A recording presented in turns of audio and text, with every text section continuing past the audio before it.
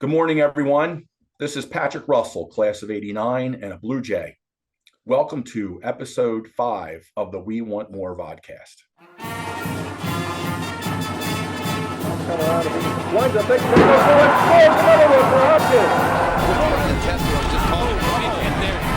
Shot to goal right out front. The Blue Jays does not wear a brace.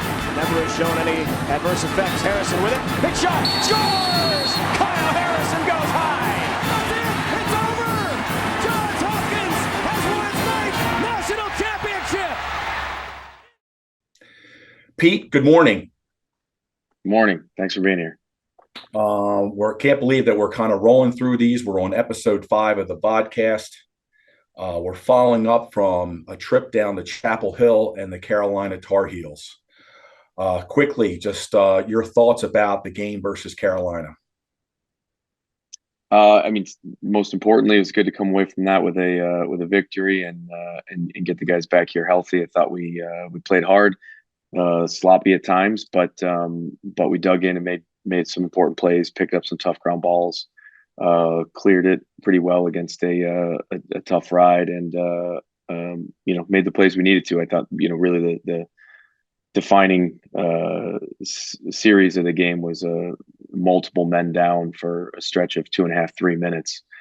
We took too many penalties, but the guys really just rallied the energy from the sideline. I don't think it was really noticeable from the stream or from the TV view, but for the guys on the sideline, it was game changing, the energy and the intensity, and so much so that I think the other coaches on the other team had to run down the sideline to communicate with their players on the field because they couldn't hear them because the 25 guys on the sideline were just screaming so loud. It was pretty cool. It's funny watching online. They had an excellent commentator for Carolina, and he noted the energy of the Hopkins bench twice during the telecast. So if you watch it, he did allude to that. I don't want to get real technical about this, but again, we talk about this podcast in terms of when we used to play an opponent in the past. Your first grass field game. Mm-hmm. Does that impact the team? How do you practice for a grass game? And in our day, you had a whole month on turf, maybe the first 2 games on turf, and then all of a sudden we used to practice on that rocky, ruddy grass field in the back. What's it like playing on a grass field, or does it not impact the team today? I think it impacts you as much as you let it. We try not to make a big deal out of those external factors. You play at different stadiums, you play at daytime, nighttime, grass, turf. We adjust to a new field every time we walk onto one. Maybe turf fields are more similar, but dry grass is pretty consistent, and I think you can get used to playing on it. We're doing it again this week, but I think the short answer is that we try not to make too big of a deal out of it and make it a bigger distraction.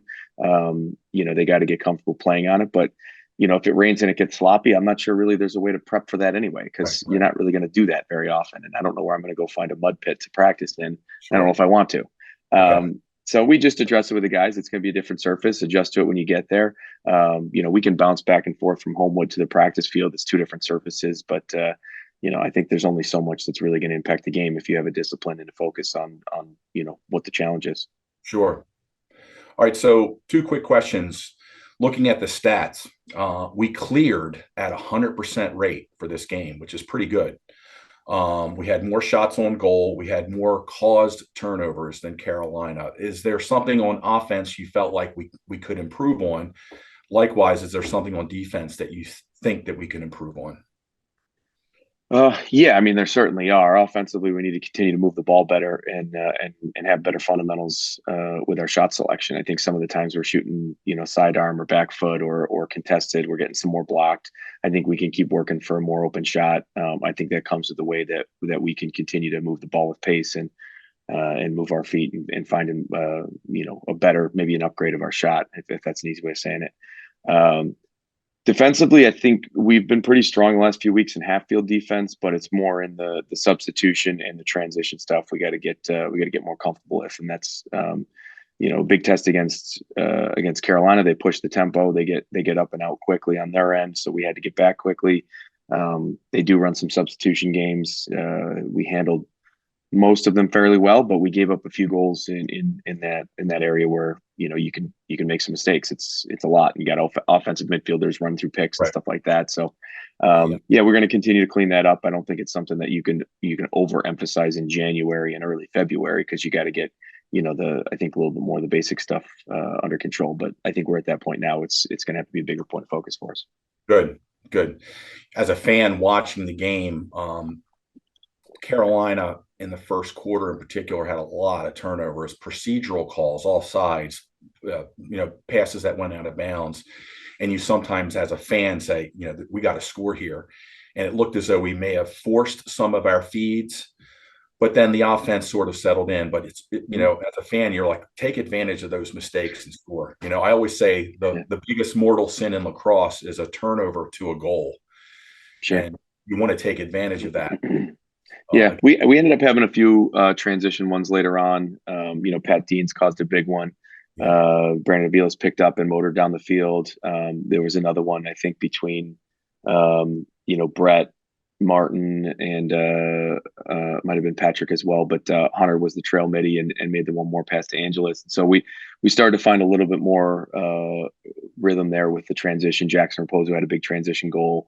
We were getting some other shots, but I think you're right. Like some of them weren't capitalized on early. We need to just be smarter about where we're doing it. And sometimes it's always a day-to-day, week-to-week to get guys more comfortable with that, because it's challenging to control your emotions in those games. It's a big environment. And it's it's an emotional team that we're trying to find a way to get better than.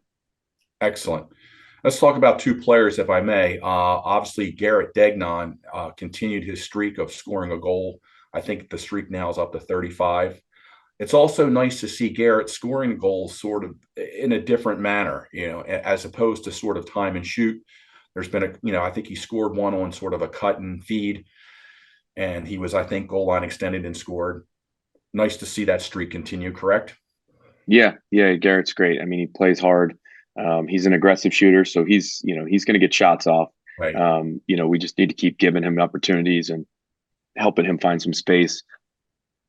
He's got the green light to let it fly whenever he's got his hands free. I think that's a good thing for us if Garrett gets multiple shots. I remember having this conversation with him a bunch of years ago when he was kind of transitioning midfield attack, this and that. And I'm like, don't overthink this. Like, you getting 6 shots a game is important for us. And he's like, you don't think that's being selfish? I'm like, no, it's being a really good teammate when you get 6 shots a game. So keep finding that extra space. And he's definitely developed a lot since then. So he's doing great. Pete, the cliches in lacrosse, right? There's hundreds of them. One of them is shoot or shoot. Mm-hmm. For those of us who aren't like Garrett Degnan, the best shot is the next pass, right? Yeah. There's opportunity there too. Garrett is shoot or shoot. Yeah, I don't want him to overthink it. I want him to put it on net. Yeah.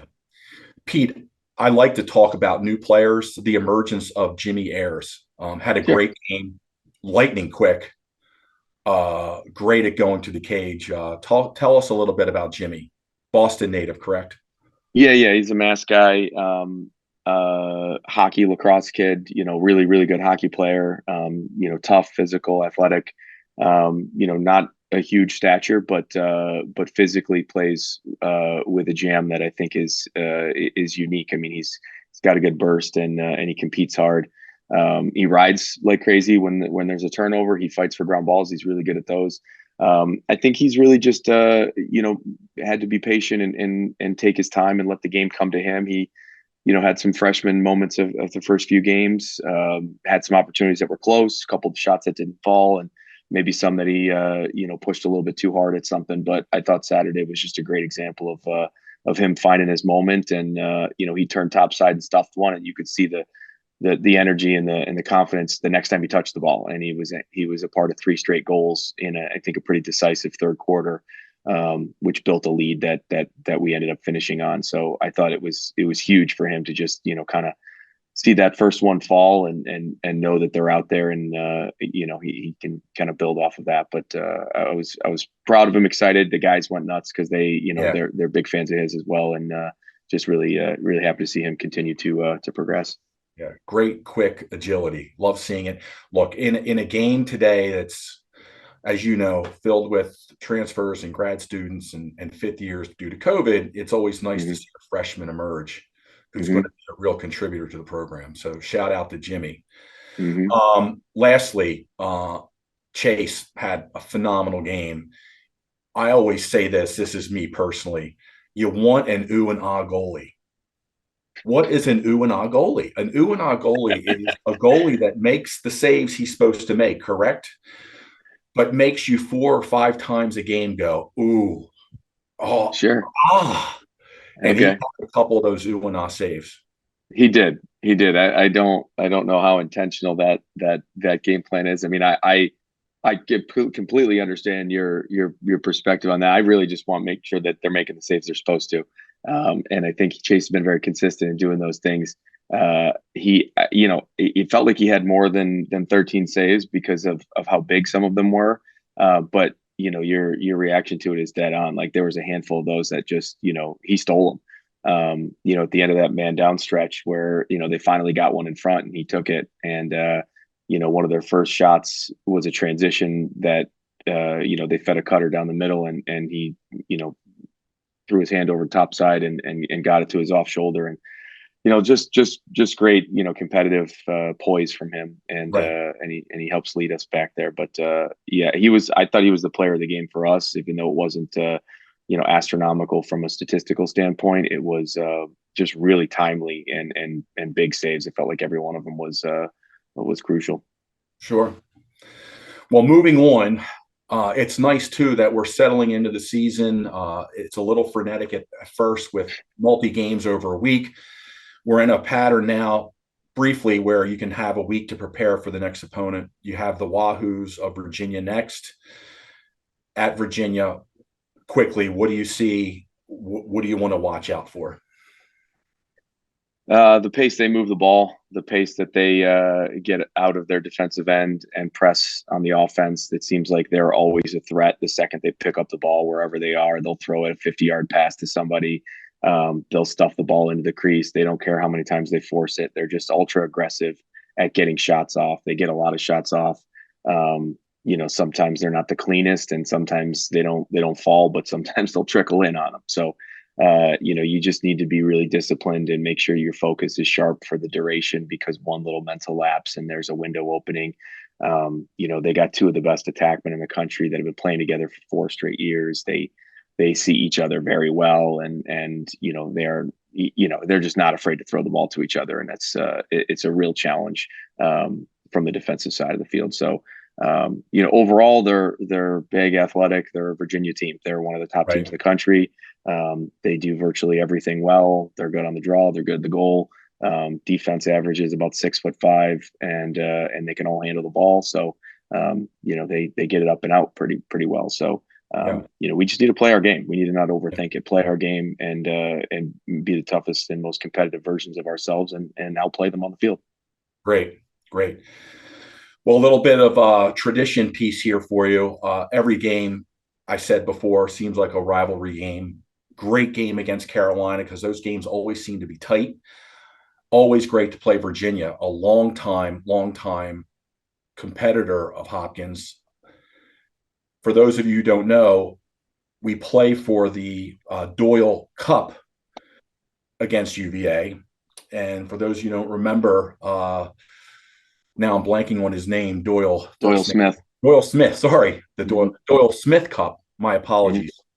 Doyle Smith was a long time legendary sports information director for Johns Hopkins, then went on to finish his legendary career at Virginia. So it's nice that we play for the Doyle Smith Cup, which is presented to the winner at the end of this game. Yeah, it's a big rivalry with a tradition from, former Blue Jay, worked here for Coach Scott and in the sports information. And then, from my understanding, one of the founders of lacrosse statistics, basically, and defining how we keep track of those and record them and things like that. So because of the relationship that he held with both programs and the relationship with schools and the rivalry, it's a great tradition. And so there'll be a trophy presentation at the end of the game. Yeah, definitely. Go figure, right? A Hopkins guy figuring out statistics. Also, in our last podcast, of course, you step into this when this happens. You start mentioning all the great siblings that we had that played at Hopkins. I failed to mention two families, and I'm going to forget more. But I got a call from my roommate and teammate, John Wilkins, the pride of Ward Melville, who said, I forgot to mention John and Rich Wilkins. So the Wilkins brothers, there you are, another great legendary sibling pair at Hopkins, but also the Pisers. There were three Pisers who played in the 2000s. The pride of Lynbrook, I believe. So that's my shout out for the people I forgot the last time. We need to make sure that your phone number appears at the bottom of this. Anybody that has any other needs or shout outs, just when you do these podcasts, you're actually set up to sort of get darts thrown at you. So I'm taking all the darts. Lastly, Pete, I want to mention this. We've created a fund for a great Hopkins lacrosse player named Rob Fraterola. Pride of Yorktown, pride of Johns Hopkins, believe he was class of 03. Rob was a great midfielder, ran with A.J. Hogan. We lost Rob, and a fund has been established in Rob's name for a Hopkins player, a leadership fund. So we're hoping that people can inquire on the website to support this. Rob was a great player for Hopkins in the early 2000s. Rob Fraterola. Yeah, absolutely. And yeah, I lost him this fall.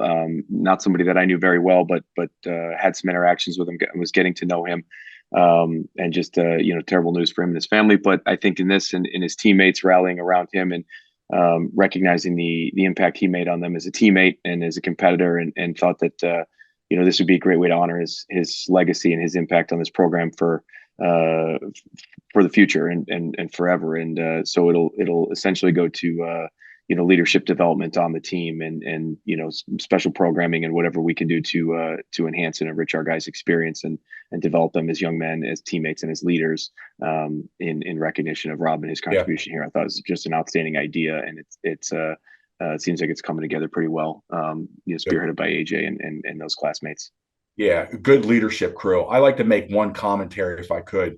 We talk about having championship teams in 05 and 07. Sometimes we forget it's that 02, 03, 04 class that built the foundation for those championship teams that came in 05 and 07. And Rob was one of those foundational players that led us into, those two championships after he graduated, but he was a big part of it. Yeah, that's a great point. It's a great way of saying it. I think there's a lot that comes from those guys that don't always get the banners and the championship rings, but a part of the tradition and the long blue line of what makes this program so amazing. Yeah. Well, Pete, best wishes to you this Saturday. Again, the Jays will play UVA at UVA. Game is at 1:00 on the ACC network. And we wish you a lot of luck. Like I always like to say, beat those blue blazers and reptiles. Thank you very much. You don't need to comment. Yeah, I'm not going to. Back on the road. So, we're heading down south. It should be a good one. All right. Good luck, Pete. Thank you.